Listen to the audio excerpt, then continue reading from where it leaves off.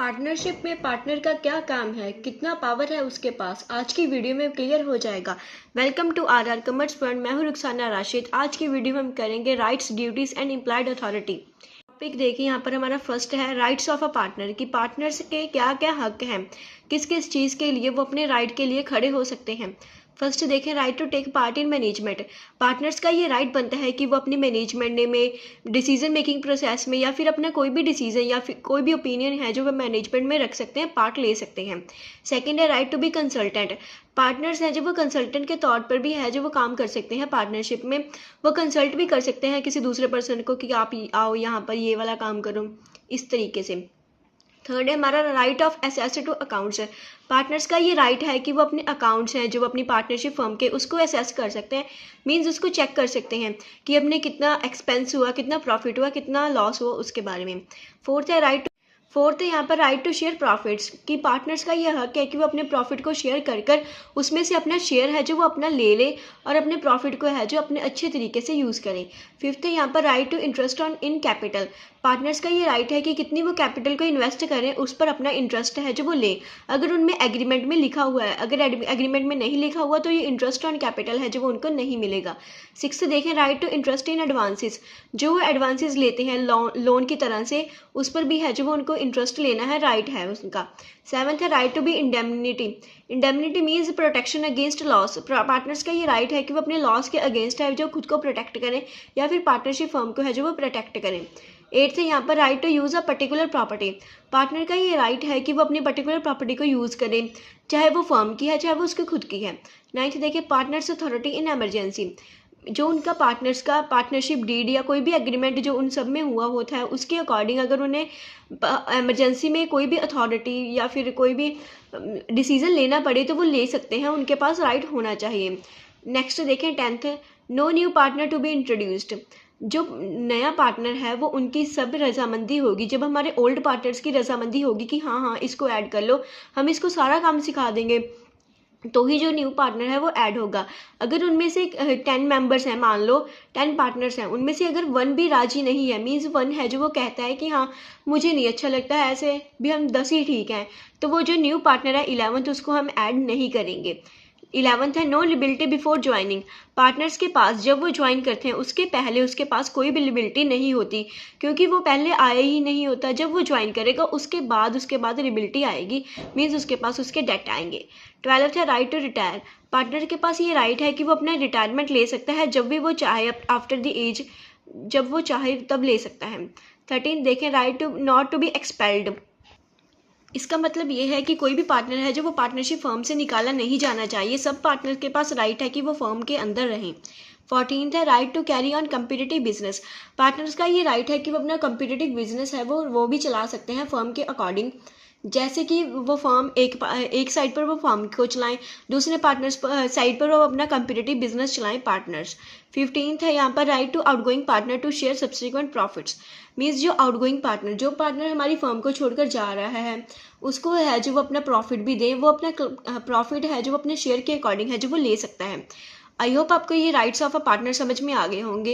ये 15 राइट हैं, ये आपको समझ में आने चाहिए, और इसमें से आप 12 भी हैं जो वो अपने आसान निकाल कर अपने क्वेश्चन में लिख सकते हैं। नेक्स्ट है हमारा ड्यूटीज़ ऑफ अ पार्टनर्स की पार्टनर्स की क्या ड्यूटी है कि फर्म के रिलेटेड। फर्स्ट है यहाँ पर to carry on the business of the firm to the greatest common advantage. Partners की ये ड्यूटी ये बनती है कि वो अपनी फर्म के बिजनेस को, जो भी बिजनेस वो कैरी कर रहे हैं, उसको उनके बहुत ऊंचाई तक लेकर जाएं और कॉमन एडवांटेज तक लेकर जाएं इसके साथ। सेकेंड है to be just and faithful to each other. Partners की ड्यूटी बनती है कि वो एक दूसरे के खिलाफ है जो वो फेथफुल रहें, ईमानदार रहें और रजामंद रहें। थर्ड है right to render true accounts. Partner की ड्यूटी बनती है कि वो अकाउंट्स में, जो भी हमारे फाइनेंशियल अकाउंट्स होते हैं या फिर अकाउंटेंसी के अकाउंट्स होते हैं, बिजनेस के फाइनेंस के रिलेटेड अकाउंट्स, इन्वेस्टमेंट के रिलेटेड अकाउंट, उनमें है जो वो ट्रू पोजीशन दिखाएं कि हाँ फर्म को कितना पैसा आया है, कितने एक्सपेंसेस हुए हैं, कितना प्रॉफिट हुआ है, उसमें कोई भी है जो वो गड़बड़ ना करें। फोर्थ देखें, to provide full information. Partner की ड्यूटी बनती है कि वो अपने फर्म की फुल इन्फॉर्मेशन है जो वो अपने दूसरे पार्टनर को प्रोवाइड करे जो भी उससे इन्फॉर्मेशन मांगता है। फिफ्थ देखें, to indemnify for loss caused by fraud. Means भी पार्टनर का ये ड्यूटी बनती है कि वो अपनी फर्म को प्रोटेक्ट करे अगर उसको कोई भी लॉस हुआ है, या तो फिर फ्रॉड से या फिर कोई और वे से। 6 देखें, prohibition against carrying on the business. Means भी पार्टनर की ड्यूटी बनती है कि वो अपने प्रोहिबिशंस, मीन्स भी अगर हमें कोई भी बिजनेस कैरी कर रहे हैं उसमें जो भी हमें प्रोहिबिशंस बनती हैं उनको ध्यान से देखें। 7 देखें, to attend diligently to his duties without remuneration. Partner को अगर रेम्यूरेशन मीन्स उसकी सैलरी वगैरह नहीं मिलती तो उसकी ये ड्यूटी बनती है कि वो अपनी ड्यूटीज़ को, जो काम कर रहा है उसको पूरी ईमानदारी से डेलीजेंटली करे। 8 है, टू शेयर लॉसेस। पार्टनर की ये ड्यूटी बनती है कि वो लॉस हो रहे हैं जो भी, उनको फुली अपने प्रॉफिट के शेयर के अकॉर्डिंग है जो वो लॉस को भी शेयर करें सारे पार्टनर्स मिलकर। 9 देखें, to indemnify loss caused by the wilful neglect. अगर हमें कोई भी लॉस हुआ है फर्म को, उसको है जो वो विलफुल नेगलेक्ट के तौर पर हुआ है, मीन्स वो पार्टनर्स हैं वो निगलेक्ट कर रहे थे कि हाँ हमें नहीं करना, उसके अकॉर्डिंग है जब उनको लॉस हुआ है तो वो पार्टनर्स हैं जो वो इक्वली है जो वो उस लॉस को शेयर करेंगे और उसको फिल करेंगे। 10 देखें, to hold and use the property of the firm. Partner की ये ड्यूटी बनती है कि वो अपनी फर्म की प्रॉपर्टी को या फिर होल्ड करके रखे, अपने पास रखे, या फिर उसको है बहुत अच्छे तरीके से है जो वो उसको यूज़ करें। 11 है, to account for personal properties. Partners की ड्यूटी बनती है कि वो अपने पर्सनल प्रॉपर्टीज़ हैं, प्रॉफिट्स हैं जो वो उसको ध्यान से रखें। 12 देखें, to account for profit of competing business. Means भी पार्टनर्स की ड्यूटी बनती है कि वो अपने अकाउंट्स रखें अपने कंपीटिटिव बिजनेस में। 13 देखें, not to assign his duties. Partners की ड्यूटी बनती है कि अपनी ड्यूटी जो उसका काम है वो किसी और पर्सन को असाइन ना करके किसी और पर्सन को ना दे। आई होप आपको ड्यूटी समझ में आ गई होंगी। नेक्स्ट देखें, नेक्स्ट है हमारी relations of partners to third party, कि पार्टनर्स के रिलेशन कैसे होने चाहिए थर्ड पार्टी के related. Agency is the essential ingredient of partnership.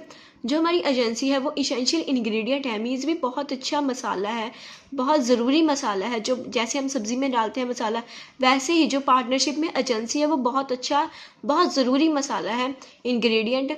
Section 18 lays down that every partner is an agent of the firm for the purpose of the business of the firm. जो हमें section 18 के तहत हमें ये पता चलता है कि जो हमारे पार्टनर होते हैं हमारी पार्टनरशिप फर्म के, वो हमारे एजेंट होते हैं, उनको हम एजेंट के तौर पर कंसीडर करते हैं हमारी फर्म के लिए। A partner is both a principal and agent.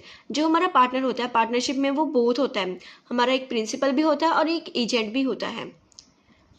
While the relation between partners is that of principal and agent.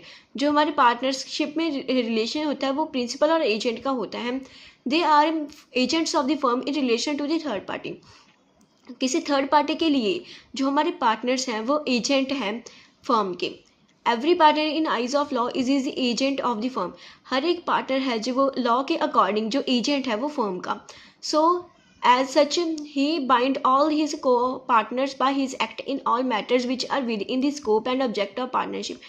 जो हमारा पार्टनर है वो अपने किसी भी को पार्टनर को, जो उसके साथ पार्टनर्स हैं, उनको एक्ट करने के लिए मजबूर भी कर सकता है, क्योंकि ये लॉ के अकॉर्डिंग है, विद इन द स्कोप, जो हमारी स्कोप और ऑब्जेक्ट होने चाहिए उनके बीच में पार्टनरशिप के। The authority of a partner to bind the firm may be either express or implied। जो पार्टनर की अथॉरिटी है बाइंड फर्म को मीन्स भी दिखाने के लिए, उसकी अथॉरिटी है जो वो एक्सप्रेस भी हो सकती है, इम्प्लाइड भी हो सकती है। नेक्स्ट देखें, नेक्स्ट है express authority of a partner की। पार्टनर की कौन सी एक्सप्रेस अथॉरिटी होती है? एक्सप्रेस अथॉरिटी वो वाली होती है जो हमने रिटर्न या फिर ऑरल में दी जाती है पार्टनर को। When a partner is expressively authorized by an agreement of all the partners to do certain acts on behalf of the firm, it is called express authority of partnership। हमें यहाँ पर ये भी बताया गया है कि जब पार्टनर्स को एक्सप्रेस अथॉरिटी, जो अथॉरिटी उनकी एग्रीमेंट में लिखी होती है सारे पार्टनर्स की, कि उनको कौन से काम करने हैं फर्म के रिलेटेड, कौन से नहीं करने, उसको हम कहते हैं express authority of a partners. All the other partners and firm is bound by all acts done by a partner with in his express authority. जो सारे पार्टनर्स होते हैं पार्टनरशिप फर्म में, और फर्म खुद भी है जो वो बाइंड होती है, मीन्स भी जो भी एक्ट करता है कोई एक पार्टनर उसकी एक्सप्रेस अथॉरिटी के अकॉर्डिंग। नेक्स्ट देखें, नेक्स्ट है हमारी यहाँ पर implied authority of a partner, कि कौन सी इम्प्लाइड अथॉरिटी मीन्स जो उसके भी खुद पर लागू होती है उसके बिहेवियर के तौर पे या फिर उसके एक्शंस के तौर पर। देखें, a partnership is also liable for the act done by the partner with in the scope of his employed authority. Partnership firm है जो भी लायबल होती है उसके एक्ट, जो पार्टनर एक्ट करता है उसके इम्प्लॉयड अथॉरिटी के according. Ordinarily the act done by a partner which are incidental to or usually done in course of the proper conduct of the business come within the scope of his employed authority. इसके ही मुताबिक अगर कोई भी partner है जो वो कोई भी काम करता है इंसिडेंटली या फिर उसके खुद से अपनी रजामंदी के साथ काम करता है, तो वहाँ पर अगर वो काम करता है बिजनेस के रिलेटेड, तो उसकी जो है इम्प्लॉयड अथॉरिटी के अंडर आना चाहिए। For the acts to be covered within the implied authority it is necessary that the act, अगर कोई भी काम है जो वो पार्टनर करता है एक्ट के अकॉर्डिंग, तो वो उसकी इम्प्लॉयड अथॉरिटी के लिए नेसेसरी होते हैं, तो वह एक्ट देखें। First should be done for carrying on the business of kind on by the firm, अगर वो कोई भी बिजनेस करता है, कैरी करता है कोई भी बिजनेस, कोई भी किसी भी काइंड का, तो वो फर्म के रिलेटेड होना चाहिए। सेकंड देखें, should be done in normal course of business, अगर वो कोई भी एक्ट करता है अथॉरिटी के रिलेटेड करता है, तो वो उसका जो काम है जो वो नॉर्मल बिजनेस के रिलेटेड नॉर्मल कोर्स के रिलेटेड होना चाहिए। थर्ड देखें, should be done in the name of the firm, जो भी वो अथॉरिटी के रिलेटेड अपना काम करता है वो उसके फर्म के अंडर, नेम के अंडर काम करना चाहिए। However the partnership act called it is employed authority of the partner, इसके रिलेटेड जो हमें ये 3 एक्ट दिए गए हैं ये हमारे इम्प्लॉयड अथॉरिटी ऑफ पार्टनर के अंडर आते हैं। नेक्स्ट देखें, नेक्स्ट है हमारी लिबिलिटी टू थर्ड पार्टीज, कि पार्टनर्स की कौन कौन सी लिबिलिटी बनती है थर्ड पार्टी के अकॉर्डिंग। फर्स्ट देखें, liability as on partner for act of the firm, अगर कोई भी पार्टनर है वो फर्म के लिए एक्ट करता है तो उसकी लिबिलिटी बनती है। सेकंड देखें, liability of the firm for the wrongful act of the partner, ये फर्म की लिबिलिटी बनती है अगर कोई भी है जो वो पार्टनर है, फर्म है जो वो रॉन्गफुल एक्ट कर रही है किसी पार्टनर के लिए, या फिर कोई भी पार्टनर है जो फर्म के लिए रॉन्गफुल एक्ट कर रहा है। यहाँ पर इसका मतलब सिंपल वर्ड्स में ये है कि फर्म की लिबिलिटी बनती है अगर कोई भी पार्टनर है जो वो रॉन्गफुल मीन्स भी गलत काम कर रहा है। थर्ड देखें, liability of firm for miss application by partners, ये फर्म की लिबिलिटी बनती है कि अगर पार्टनर्स हैं वो मिस एप्लीकेशन कर दे रहे हैं कोई भी। नेक्स्ट टॉपिक है हमारा पोजीशन ऑफ माइनर, की माइनर की क्या पोजीशन होती है। A contract by minor is wholly voidable and unenforceable, कोई भी कॉन्ट्रैक्ट जो माइनर बनाता है वो कैंसिल होता है, और अनइनफोर्सेबल मीन्स उसको हम लॉ के अकॉर्डिंग फोर्स नहीं कर सकते कि हाँ वो कॉन्ट्रैक्ट बने। Partnership act provide that through a minor can not be a partner in a firm, partnership act जो हमारा बताता है 1930 का कि जो माइनर है वो फर्म का पार्टनर नहीं बन सकता, but he may be admitted to the benefits of the partnership, अगर उसको हम एडमिट करना चाहते हैं तो वो सिर्फ पार्टनरशिप फर्म के लिए बेनिफिट होने पर उसको ऐड कर सकते हैं, मीन्स जो हमारी पार्टनरशिप फर्म को फ़ायदा दे उस पर हम माइनर को ऐड कर सकते हैं। This of course can be done by the consent of all partners, और ये जो हम एडमिट कर रहे हैं माइनर को, ये सभी पार्टनर्स के कंसेंट के बाद ही एडमिट किया जाएगा। नेक्स्ट देखें, नेक्स्ट है हमारे राइट्स ऑफ अ माइनर, की माइनर क्या क्या क्या क्या राइट्स हैं। फर्स्ट देखें, a minor has a right to share in the property, minor का ये हक है कि वो अपनी जो फर्म की प्रॉपर्टी है उसमें शेयर करे, कि हाँ उसको यूज़ करे। The profits of the firm as agreed upon between the partners, और उसको प्रॉफिट भी मिलना चाहिए फर्म का जो सभी पार्टनर्स के बीच में एग्रीड है। सेकेंड देखें, a minor has a right to have access to and inspect and copy any of the accounts of the firm, minor का ये राइट है कि वो अपनी कोई भी उसके फर्म के अकाउंट्स को या फिर कॉपी को इंस्पेक्ट मीन्स उसको देख सकता है और उसको पढ़ सकता है।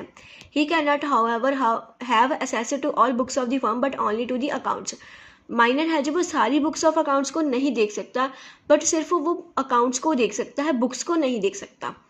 मीन्स जो सारी बुक्स हैं टोटल को नहीं देख सकता, उसमें से जो लिमिटेड है उस अकाउंट्स को देख। A minor can sue the partners for accounts or payment of his share, minor है जब वो किसी भी पार्टनर को स्यू कर सकता है अगर वो किसी भी उसकी पेमेंट में या फिर उसके अकाउंट में शेयर नहीं दे रहे, but this he can do so only when he wishes to sever his connections with the firm, ये वो ही कर सकता है, तभी कर सकता है जब वो अपने कनेक्शंस हैं जो वो फर्म के साथ बनाना चाहता है। आई होप आपको ये चैप्टर समझ में आ गया होगा। नेक्स्ट वीडियो में हम करेंगे हमारा चैप्टर मोड्स ऑफ डिसोल्यूशन, तब तक आप इस चैप्टर को रिवाइज करें और माइनर के रिलेटेड भी पढ़ें और थर्ड पार्टी के रिलेटेड भी पढ़ें। लाइक शेयर प्लस सब्सक्राइब कर दें हमारे RR कॉमर्स पॉइंट को। Thank you and keep learning.